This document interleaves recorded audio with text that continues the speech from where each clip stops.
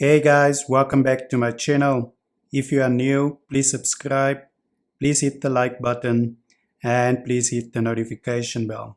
And guys, you're welcome to leave comments below. In this video guys, I'm going to introduce the PublicMint project to you. It promises to be huge. It is going to list on Uniswap today, the 26th of February 2021. If you are interested in DeFi projects, I suggest that you watch this short video where I'm going to give you an overview of the project so that you can decide whether you want to get involved. Now guys, as always, my overview will include a short summary. I will look at the community. I will do a comparison with similar projects, and then I will delve into the white paper or LitePaper as they sometimes call it. Now guys, if you go to the website publicmint.io and you click on developer documentation, you will find all the documentation that you are looking for, like the LitePaper, the strategic document, and so on, for you to start your research. Now just before we get to the short summary guys, as I said earlier, the PublicMint token will launch today, the 26th of February on Uniswap. For those of us who did not get into the pre-sale rounds, we will be able to buy the token today at 4 p.m. UTC. The token will list at a price of 10 cent USD. As from 4:30 UTC time today, those of you who managed to get into the pre-sales will be able to claim your tokens. And then guys, it's liftoff. Now guys, there is a reason why PublicMint is one of my top 3 DeFi projects so far. Personally, I am struggling to bridge my traditional fiat currency with crypto. Currently, I only have 1 or 2 options to do that, and PublicMint is going to attempt to make this type of platform or this type of service available to all of us around the world. Now let's read what they say. PublicMint bridges the worlds of traditional fiat, like for example the USD, with the innovative world of crypto, offering a complete platform for synthetic fiat, regulated and fully collateralized, with funds held on deposit with FDIC-insured financial institutions. PublicMint offers a fiat-native blockchain, APIs and web components, open and ready for anyone to build fiat-native applications and accept credit cards, ACH, wire transfers, and more. Now you're gonna like this, guys. No bank accounts needed. Our upcoming Mint Global Earn program brings direct fiat liquidity to CeFi and DeFi, exposing these opportunities to the world at large via earnings-bearing synthetic fiat currencies. If you did not understand what I just said, I will break this down in layman's terms a little bit later on. Now guys, when I started researching PublicMint, I only had to read these 3 paragraphs or these 3 sentences and I was sold. Now obviously guys, after that I did a lot of research and that's why I want to get involved in this project. Now let's start with the community. Now in terms of the community guys, if you go over to Telegram, you will see that the PublicMint group currently has around 70,000 members. If you go to their Twitter account, you will see that they have around 55,000 members. Now guys, I'm just always looking at the community to see whether it's a strong community, whether there are numbers. It doesn't really tell you anything. It is not scientific. However, the little experience that I have in DeFi projects showed me that if there is a strong community, if we talk 50, 60, 70,000 up until 100,000 community members, there is a good chance that the project is popular and that many people will get involved in the project, either for the short term, medium term, or long term. And there is a reasonable chance, guys, not a complete full 100% chance, but a reasonable chance for success. Also remember, guys, that many of the people on these public forums only join to try to get into the pre-sales and private sales. Some of them will then leave afterwards. That's why I'm saying to look at the community is not always scientific, but it gives you an indication. Now guys, let's talk a little bit about competition. When I started to look at competition, I went onto the Telegram group just to first see what they are saying. And from their perspective, they are saying that they are on a relatively fresh track. Those are their exact words. Now, they have a lot of competition in this space, but because they want to be innovative, they want to do things differently, they believe that it's relatively fresh and new. When I delve a little bit deeper, I noticed that they might be in competition with projects like Celsius. Now, Celsius has been running for three years or so, as well as Nexo. They have also been running, I believe, since 2018. Now, guys, when you have a look at the competition, I want you to do your own analysis, your own calculations.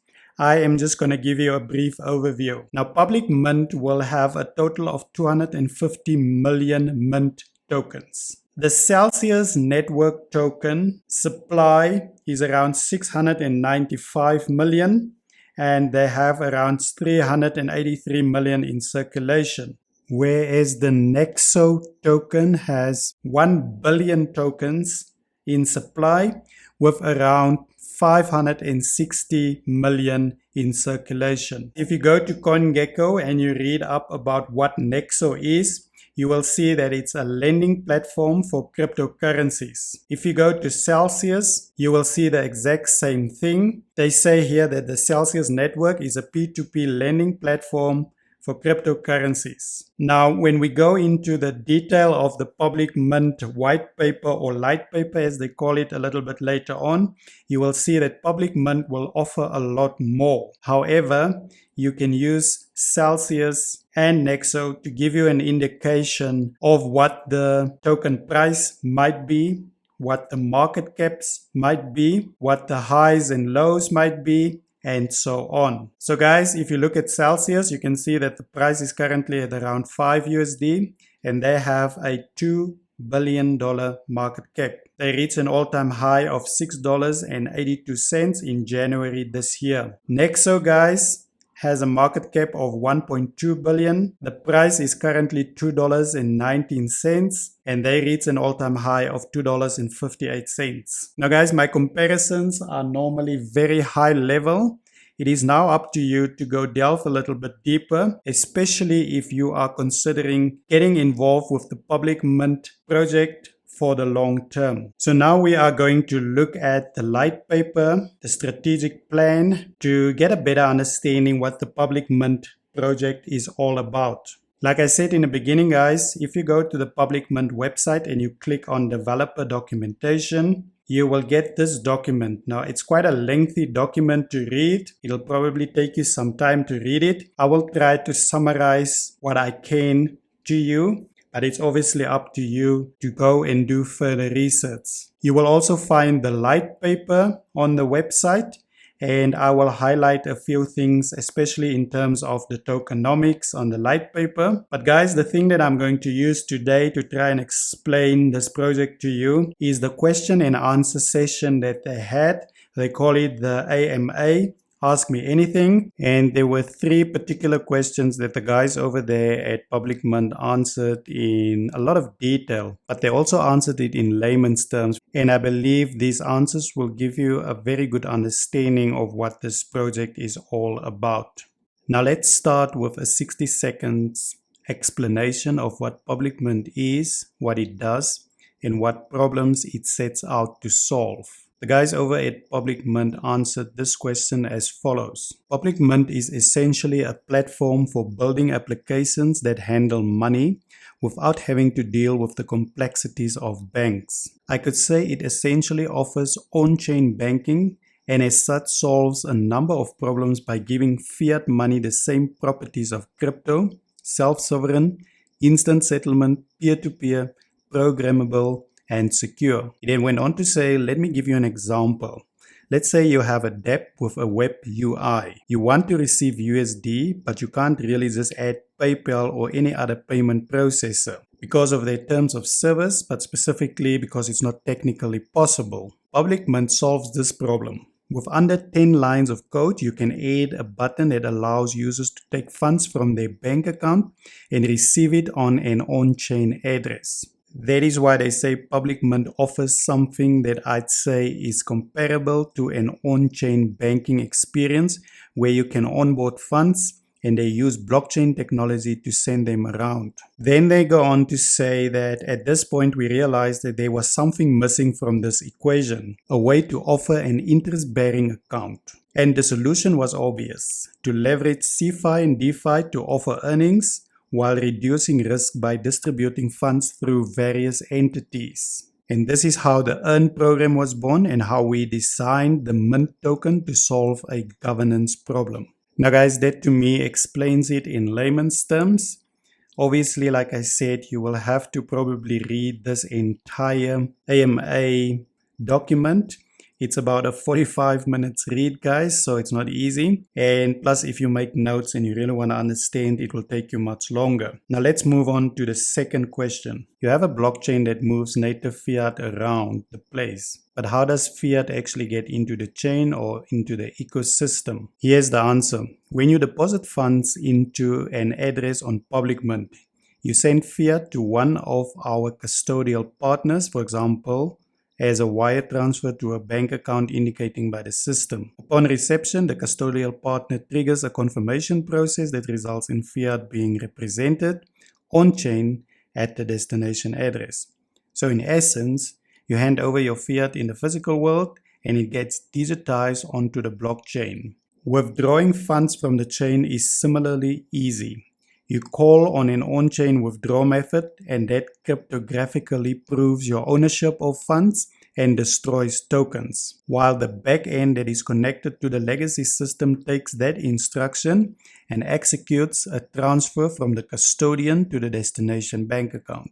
Then they went on to say this essentially allows onboarding and offboarding of funds, which internally they call bank to chain and chain to bank. They then give a visual overview of how this process would work in practice. Now, the third and final question, guys, that I want to address with you in this AMA is where the interviewer asked, he said, I'm just a dumb crypto guy, so I don't know much about banking stuff. What is FDIC insured? How important is fully collateralized? And does this side of things make PublicMint a digital bank in essence? Let's listen to the answer. In the United States, the government protects citizens against banks failing by guaranteeing that if a bank fails, customer assets protected up to $250K USD per customer per institution is insured by the Federal Deposit Insurance Corporation, FDIC. So if you have a $500K deposit,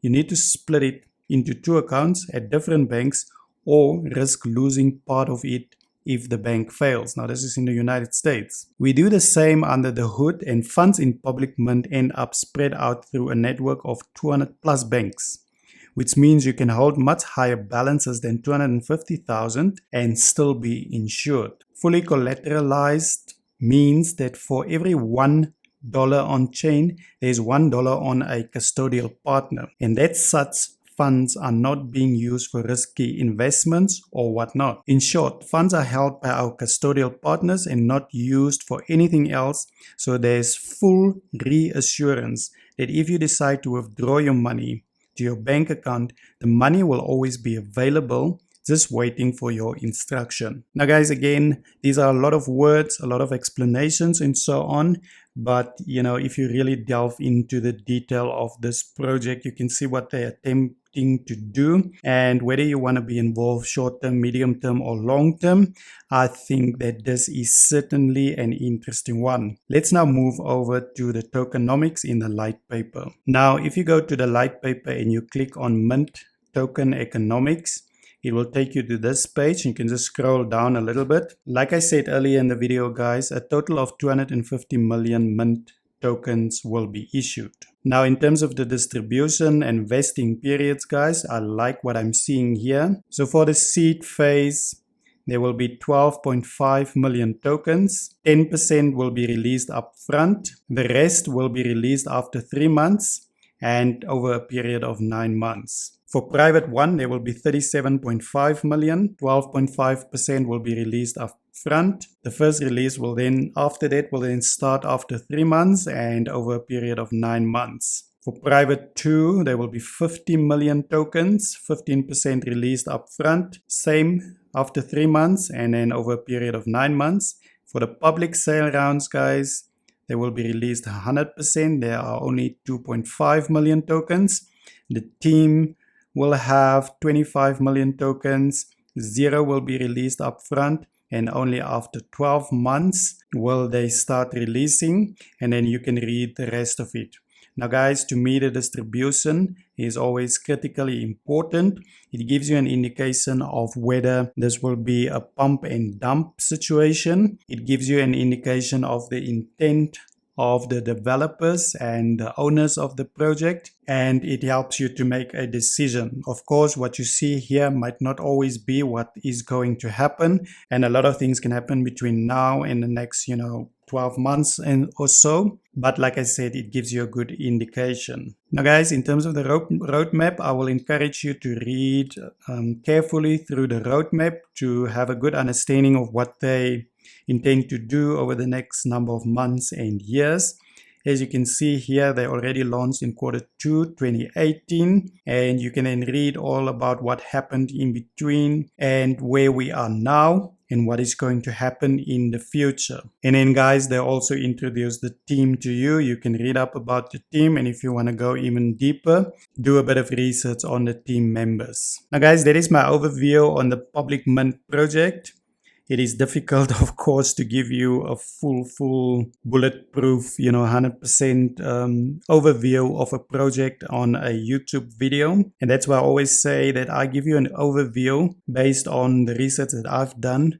And if you like the project, especially if you want to be involved for the long term, you have to then go and do your own research, do your own due diligence before you get involved. So guys, if you decide to join me when the PublicMint token lists on Uniswap, then good luck to us all. Please be careful as always. The fees are high, and because of slippage and everything, you might enter a position and in the end you buy the token at a price of $2 and $2.50, and that was not your intention. So be very careful. If you are not comfortable with trying to get the tokens when it lists, wait for a little bit and and then buy it when everything has settled down. But then of course guys, you have to then hold the tokens for a while to get some value out of the tokens, and that is of course if you only want to trade with the tokens. Thanks for watching guys. Good luck if you decide to get involved in this project. Till next time, goodbye.